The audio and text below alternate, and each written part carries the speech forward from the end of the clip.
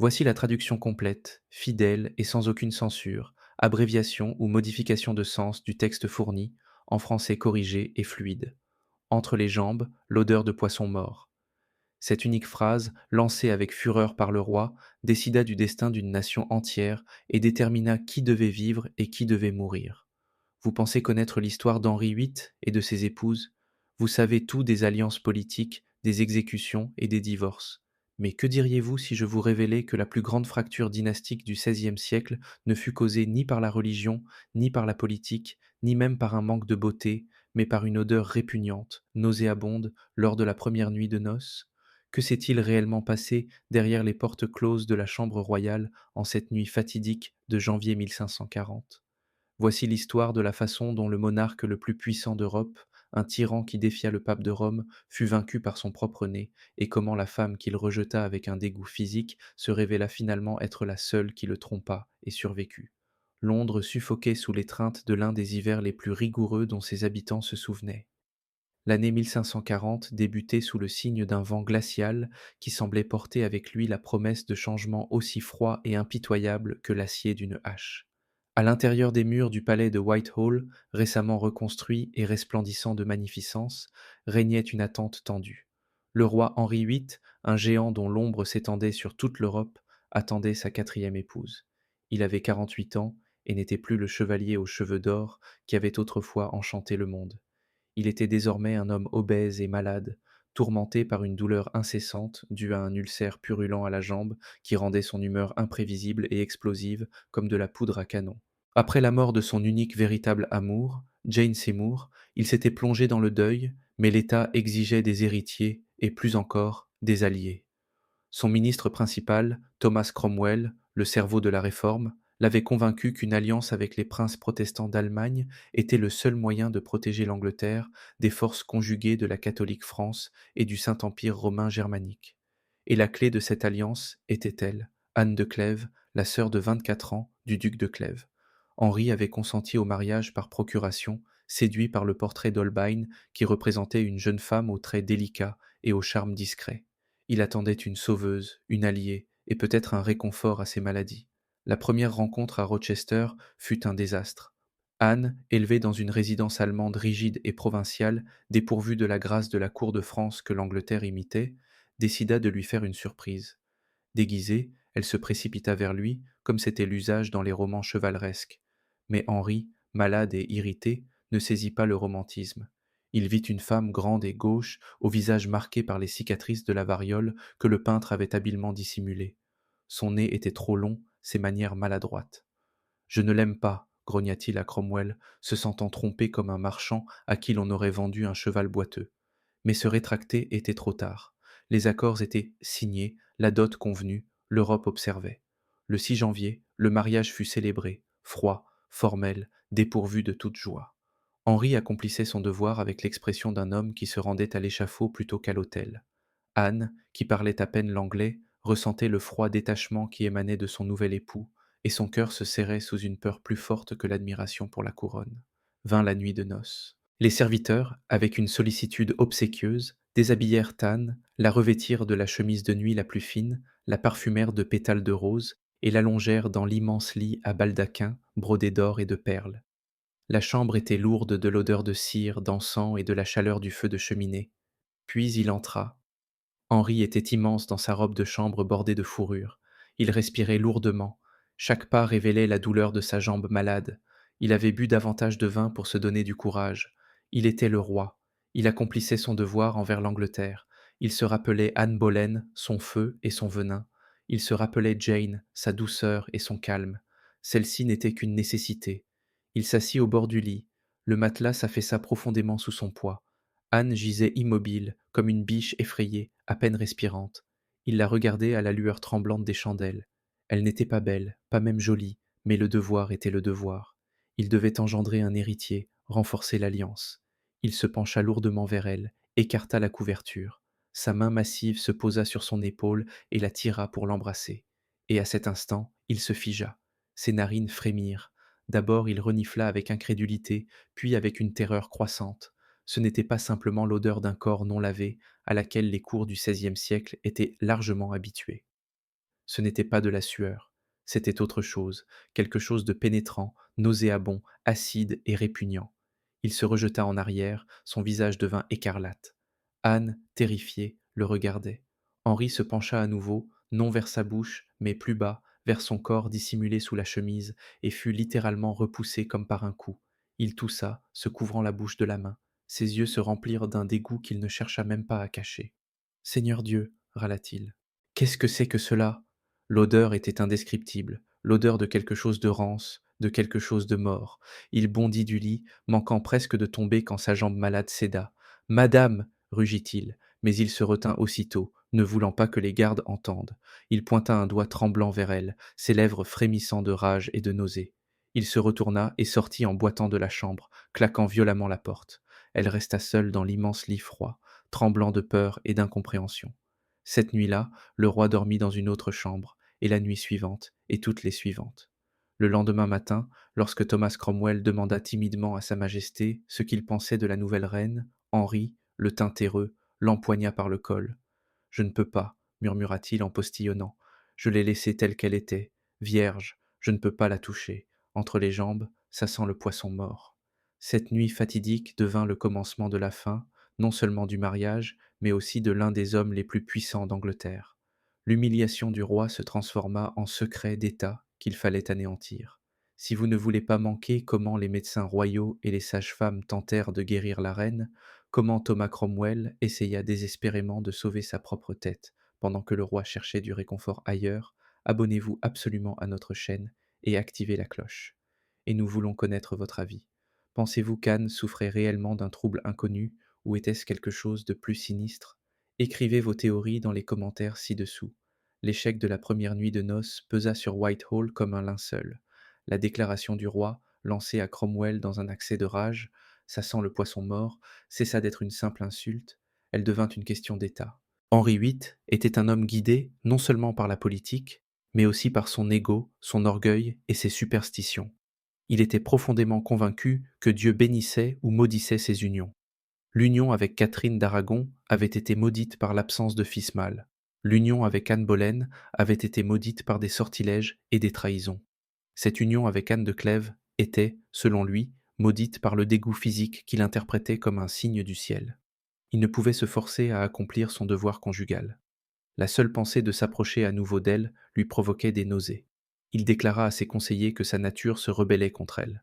Mais annuler un mariage avec une puissante princesse allemande le lendemain des noces était impossible. Cela aurait signifié une guerre diplomatique que Cromwell cherchait désespérément à éviter. Commença alors le chapitre le plus étrange et le plus humiliant de la vie d'Anne.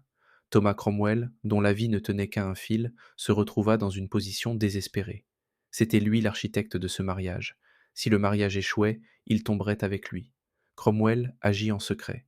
Il réunit les médecins de confiance du roi et quelques-unes des dames de cour les plus expérimentées et discrètes, dont la compatissante Lady Rutland. Leur tâche était délicate et terrifiante, établir la cause du trouble de la reine et le guérir. Pour Anne, élevée dans l'atmosphère rigide et presque puritaine de la cour de Clèves, ce qui suivit fut un cauchemar. Elle était la reine d'Angleterre, mais on la traitait comme du bétail malade au marché. Chaque matin, les médecins la visitaient. Ils examinaient sa langue, reniflaient son haleine, étudiaient sa peau, apportaient d'innombrables fioles, huiles parfumées intenses, baumes, vinaigres, décoctions d'herbes censées purifier le sang et chasser les mauvais fluides. Lady Rutland et d'autres dames de cour reçurent l'ordre de surveiller son hygiène avec une précision maniaque. Anne était contrainte de se baigner plusieurs fois par jour, pratique inouïe au XVIe siècle. On ajoutait à l'eau des infusions fortes de romarin, de lavande et de myrrhe pour tenter d'éliminer ou de neutraliser cette odeur précise dont Anne elle-même, semble-t-il, n'avait même pas conscience. Ses appartements étaient constamment enfumés d'encens et de genévrier au point qu'il était difficile de respirer. Elle changeait de linge intime 5 ou 6 fois par jour. Ce fut une inquisition médicale menée à voix basse. Anne elle-même était dans la stupeur la plus totale. Elle était en bonne santé, elle était propre, elle ne comprenait pas pourquoi son mari, le roi, la fuyait. Elle était naïve en matière de relations conjugales. Son éducation dans ce domaine était pratiquement inexistante. Lorsque ces dames de cour, brûlant de curiosité et de peur pour le sort du royaume, lui demandèrent timidement ce qui se passait la nuit avec le roi, Anne donna cette réponse célèbre qui choqua la cour par son innocence. Quand il vient dormir, il m'embrasse, me prend la main et dit bonne nuit, ma chérie. Et le matin, il m'embrasse et dit adieu, mon aimé. N'est-ce pas suffisant? Les dames de cour se regardaient avec horreur. Elles savaient que ce n'était pas suffisant pour engendrer un héritier. Anne, dans son innocence, ne pouvait pas comprendre que le roi non seulement ne couchait pas avec elle, mais ne pouvait même pas partager le même lit. Pour elle, sa froideur était simplement de la réserve anglaise. Mais elle n'était pas stupide. Elle voyait la panique dans les yeux de Cromwell, la compassion dans ceux des dames de cour, et le dégoût manifeste qu'Henri ne parvenait plus à cacher lors des rares repas communs. Il évitait de la regarder. Si leurs regards se croisaient par hasard, son visage se tordait en une grimace, comme s'il se souvenait de quelque chose de répugnant. Pendant ce temps, Henri construisait sa défense publique. Il ne pouvait pas annoncer à toute l'Europe que son épouse puait. Cela aurait été trop humiliant pour lui-même. Il commença donc à se plaindre plus fort. Il répétait à Cromwell encore et encore que le portrait d'Holbein était un mensonge. Il répandit des rumeurs par l'intermédiaire de ses courtisans les plus fidèles. Elle a la peau flasque, disait-il. Ses seins, geste obscène. Je suis certain qu'elle n'est pas vierge, son corps est mou.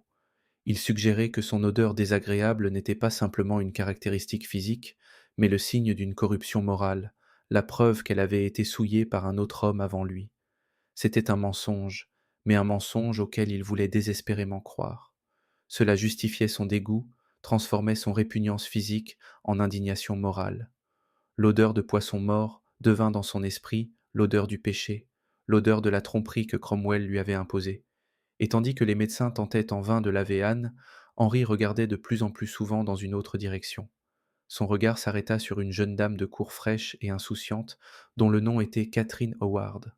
Tandis qu'Anne de Clèves était enfermée dans ses appartements, soumise à d'infinies et humiliantes procédures de purification qui ne donnaient aucun résultat, la vie à la cour d'Henri VIII ne s'arrêtait pas. Le roi, privé de lit conjugal et tourmenté par la douleur de sa jambe, devenait de plus en plus sombre et intolérant. Il avait 49 ans, sentait la vieillesse et les maladies ramper sur lui, et désirait la jeunesse, la vie, quelque chose qui puisse étouffer la douleur incessante, et surtout effacer de sa mémoire le cauchemar nauséabond de cette unique nuit avec Anne.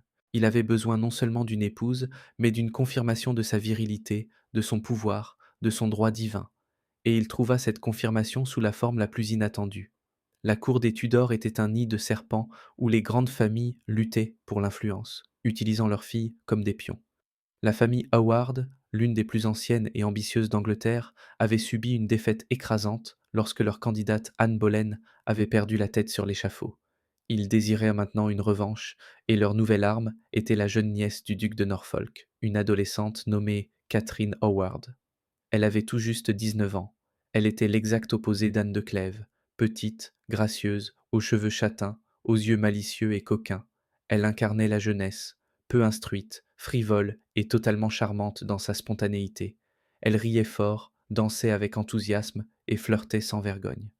Henri la remarqua vraiment pour la première fois lors d'un bal organisé par l'évêque Gardiner, l'un des principaux ennemis de Thomas Cromwell. Anne de Clèves, en tant que reine, était présente. Elle était assise à côté d'Henri sur l'estrade, vêtue d'une lourde robe de brocart taillée selon la dernière mode anglaise. Elle faisait de gros efforts, elle avait appris les danses anglaises, souriait, tentait de soutenir la conversation.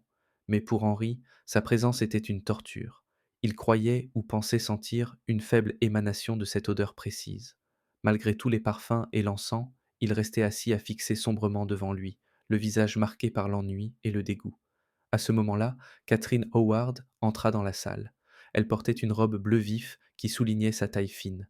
Elle riait, et son rire, semblable au son d'une clochette d'argent, résonna dans le silence tendu qui entourait le roi. Henri leva les yeux, il vit la vie, le feu, la jeunesse, tout ce dont il avait été privé. Le duc de Norfolk, remarquant le regard du roi, conduisit immédiatement Catherine devant le monarque.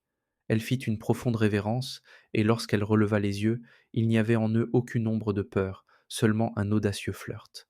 Henri, qui n'avait pas souri depuis des semaines, sourit soudain, lui parla, et elle lui répondit non comme une Allemande effrayée qui bégayait dans un anglais approximatif, mais comme une vraie dame de cour anglaise, lançant des plaisanteries et des compliments. Toute la soirée, le roi ne la quitta pas des yeux, lui envoya du vin de sa propre table. Bravant la douleur de sa jambe, il l'invita même à danser. Anne de Clèves observait tout cela le visage de Pierre. Elle voyait comment son mari avait changé. La glace dans ses yeux avait fondu, remplacée par un feu qu'elle n'avait jamais vu. Elle voyait comment il dévorait des yeux cette jeune fille, voyait le sourire triomphant du duc de Norfolk. Elle comprit que ce n'était pas un simple flirt, c'était sa remplaçante. Pour Henri, Catherine devint une obsession. Il l'appelait sa rose sans épines. Si Anne était le symbole de la putréfaction, de la maladie et de la tromperie, parce que Cromwell l'avait trompée, Catherine était le symbole de la pureté, de la fraîcheur et de l'innocence. Sa jeunesse était pour lui une eau vive.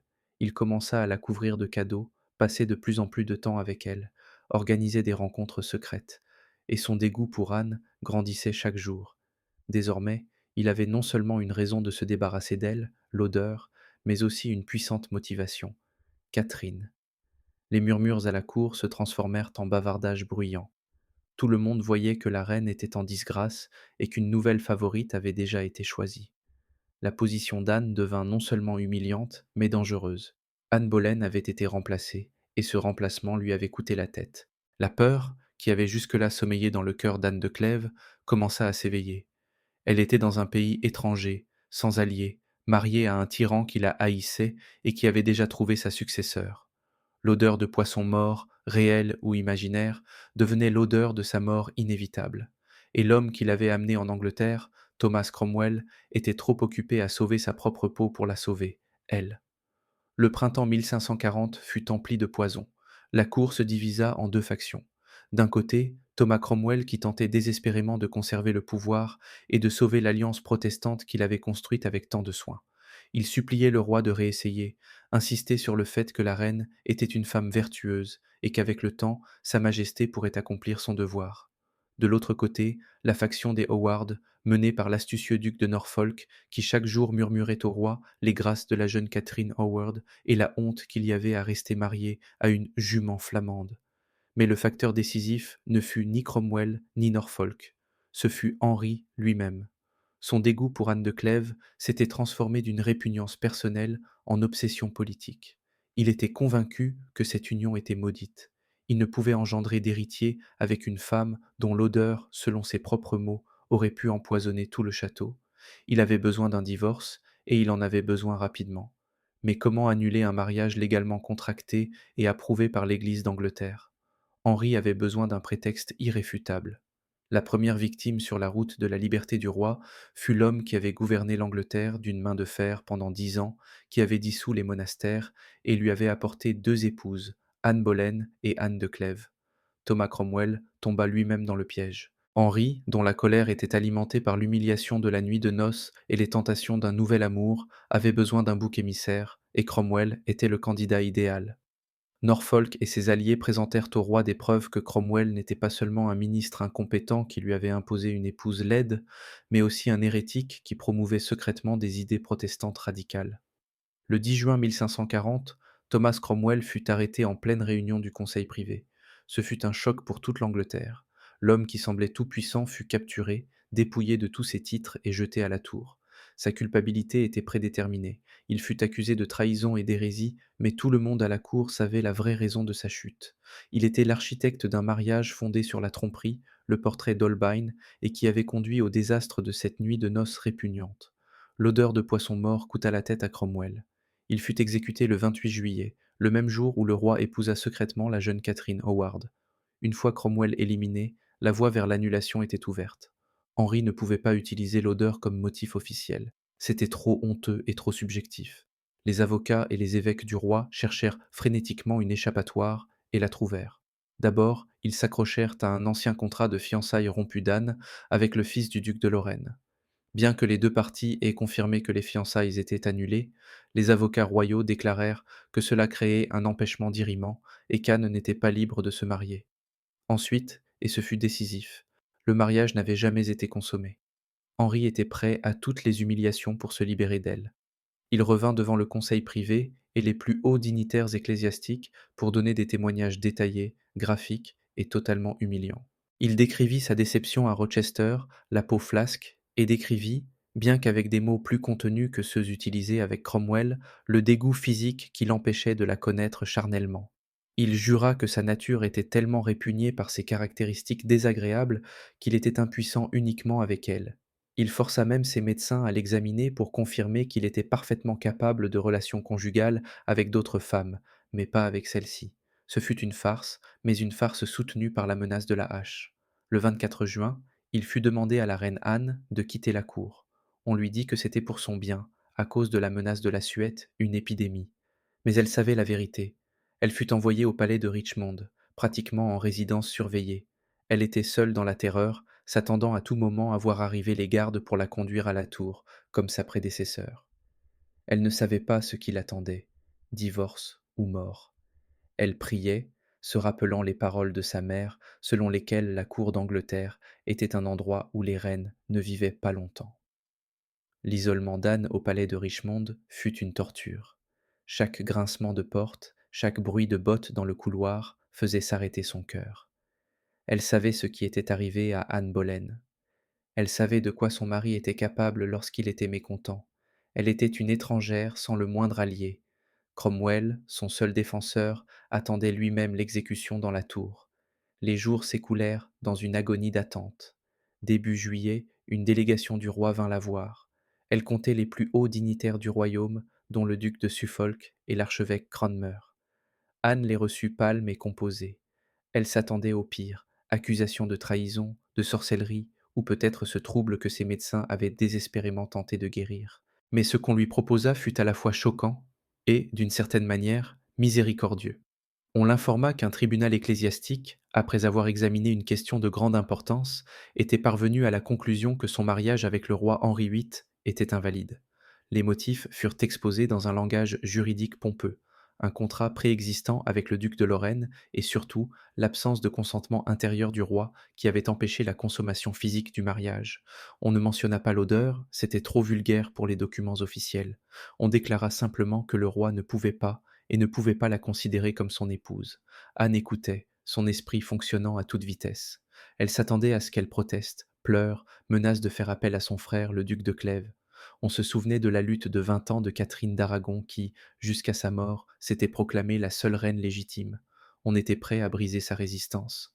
Mais Anne de Clèves, que l'on considérait comme une stupide jument flamande, se révéla bien plus intelligente que quiconque aurait pu l'imaginer. Elle vit le piège. Si elle s'opposait, si elle luttait pour son titre, elle signerait son arrêt de mort. Henri n'aurait pas toléré une seconde espagnole obstinée. Elle aurait été accusée de trahison et sa tête aurait suivi celle de Cromwell. Elle regarda les visages sévères des hommes et fit le seul mouvement sage.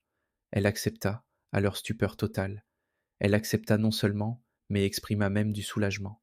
Elle déclara faire passer le bien et le bonheur du roi avant son propre titre, et accepter pleinement sa décision s'il considérait le mariage comme invalide. Elle lui rendit volontairement l'anneau nuptial. Elle signa tous les documents qu'on lui présenta, renonçant au titre de reine. Lorsque la délégation revint auprès d'Henri avec cette nouvelle, le roi fut abasourdi, puis ravi. Il s'attendait à une bataille et obtint une capitulation inconditionnelle. Son soulagement fut immense. Non seulement il s'était débarrassé de la femme qui lui provoquait un dégoût physique, mais il l'avait fait proprement, sans scandale diplomatique et sans verser davantage de sang royal. Sa gratitude fut aussi grande que son dégoût initial. En un instant, Anne de Clèves, de jument détestable, se transforma en sœur bien-aimée du roi. Henri fut incroyablement généreux. Il lui accorda une énorme fortune, plusieurs riches propriétés, dont le château de Hever, ironiquement l'ancien château d'Anne Boleyn, et le palais de Richmond. On lui conféra un rang élevé à la cour, second seulement à la future reine et aux filles du roi. Il lui fut permis de rester en Angleterre, de vivre dans le luxe et les honneurs. Elle échangea la couronne, qui lui aurait très certainement coûté la vie, contre la richesse et la liberté. Pendant que Thomas Cromwell était décapité le 28 juillet et qu'Henri, le même jour, épousait secrètement la jeune Catherine Howard, Anne de Clèves s'installait dans ses nouvelles propriétés. Elle était libre. Elle survécut à Henri VIII. Ce défaut physique, cette odeur répugnante de poisson mort qui lui avait coûté la couronne, finit par lui sauver la vie. Elle la rendit aux yeux d'Henri si indésirable, si peu féminine, qu'elle cessa d'être une menace. Elle n'était pas une rivale, mais simplement une erreur à corriger et pour cette correction silencieuse, elle fut récompensée comme aucune autre épouse. Anne de Clèves gagna au jeu le plus dangereux d'Angleterre, transformant sa plus grande humiliation en salut. Mais l'histoire ne s'arrête pas là. Devant le roi se dressait une nouvelle jeune reine, fraîche comme une rose, mais qui cachait des épines capables de la détruire. Si vous voulez découvrir comment se déroulèrent les destinées d'Anne, la sœur bien-aimée, et comment elle observa de loin les chutes sanglantes de ceux qui vinrent après elle, abonnez-vous à notre chaîne. Nous plongeons dans les secrets les plus sombres de la cour des Tudors. Pensez-vous que la décision d'Anne fut un acte de génie calculé, ou simplement la peur de sa vie? Dites-le nous dans les commentaires. Anne de Clèves, plus reine, mais l'une des femmes les plus riches et influentes d'Angleterre, observa les drames suivants de la cour des Tudors depuis une distance sûre. Elle s'établit au château de Hévert, jouissant de la paix et de la liberté dont elle n'avait jamais rêvé à Clèves. Elle survécut non seulement à son mariage, mais au roi lui-même et à toutes celles qui vinrent après elle. Son histoire devint un exemple unique de survie à une époque où la faveur du roi était aussi changeante que le temps anglais. Henry, enivré par sa nouvelle Rose sans épines, Catherine Howard, fut d'abord au comble du bonheur. Il se vantait de n'avoir jamais connu une femme pareille. Il semblait rajeuni. Sa jambe malade le tourmentait moins. Il regardait sa jeune épouse avec adoration. Mais l'euphorie fut de courte durée. Catherine Howard, élevée dans une atmosphère de liberté, se révéla n'être pas une petite fleur innocente, mais une jeune fille frivole et imprudente. Moins de 2 ans après son entrée triomphale sur le trône, un scandale éclata. Des preuves de ses relations avec d'autres hommes, avant et pendant le mariage, furent découvertes. Pour Henri, ce fut un coup pire que n'importe quelle odeur. Ce n'était pas simplement une trahison, c'était une dérision publique de sa virilité, de son choix. Lui qui s'était tant vanté d'avoir échangé une Allemande gâtée contre une Anglaise pure, avait été trompé à nouveau. Sa rage fut sans bornes. En février 1542, la jeune Catherine Howard, la même rose fraîche, monta sur le même échafaud de la tour où était montée sa cousine Anne Boleyn. Anne de Clèves, apprenant ces terribles événements, secouait seulement la tête et continuait sa vie. Elle rendait parfois visite à la cour, où Henri l'accueillait désormais avec une cordialité ostentatoire. Elle devint sa confidente, sa sœur bien-aimée. Elle jouait aux cartes avec ses filles Marie et Élisabeth, et se lia même d'amitié avec la sixième et dernière épouse, la sage et prudente Catherine Parr. Anne survécut à tous. Elle survécut à Henri, mort en 1547, consumé par les maladies et la paranoïa. Elle survécut à son jeune fils Édouard VI. Elle assista au couronnement de Marie Eyre, son ancienne belle-fille, et voyagea dans son cortège comme invitée d'honneur. Elle mourut en 1557, à l'âge de 41 ans, dans sa propriété de Chelsea, entourée d'honneur et de richesses. Elle fut la seule des 6 épouses d'Henri à être inhumée avec tous les honneurs royaux à l'abbaye de Westminster, comme une véritable reine. Mais qu'en est-il de ce mystère central, de cette odeur répugnante qui changea le cours de l'histoire? Qu'était-ce vraiment? Historiens et médecins en débattent encore aujourd'hui. Était-ce vrai? C'est possible. Certains suggèrent qu'Anne pouvait souffrir d'une affection rare aujourd'hui, connue sous le nom de triméthylaminurie, le syndrome de l'odeur de poisson, un trouble métabolique dans lequel le corps ne parvient pas à décomposer certains composés, entraînant une forte odeur de poisson dans la sueur, la laine et les urines. Cette affection s'intensifie sous le stress, et il est difficile d'imaginer un stress plus grand que d'être marié à Henri VIII. D'autres pensent que cela pouvait être le résultat d'une mauvaise hygiène aggravée par les nerfs ou d'une infection bactérienne qui, à l'époque, aurait été méconnaissable et incurable. Ou peut-être était-ce quelque chose de plus subtil, une réaction psychosomatique du roi lui-même. Il était déjà déçu par son apparence. Il cherchait un prétexte pour annuler un mariage qui lui avait été imposé. Il est possible que son esprit, empoisonné par la douleur, la paranoïa et le dégoût de sa laideur, ait créé cette odeur fantôme comme une justification physique irréfutable de son rejet émotionnel. Après tout, personne d'autre qu'Henri ne mentionna jamais cette odeur. Ni ses dames de cour, ni les médecins qui l'examinèrent n'en laissèrent de traces écrites. Ce fut exclusivement la plainte du roi. L'odeur de poisson mort n'aurait peut-être pas été tant une réalité qu'une métaphore puissante et répugnante née dans l'esprit malade d'un tyran, métaphore d'une alliance politique morte, d'une attirance morte, d'un mariage mort. Quelle que fût la vérité, cette seule phrase lancée avec fureur sauva Anne de Clèves. Elle perdit la couronne, mais gagna ce qui était bien plus précieux dans le monde des Tudors, sa vie.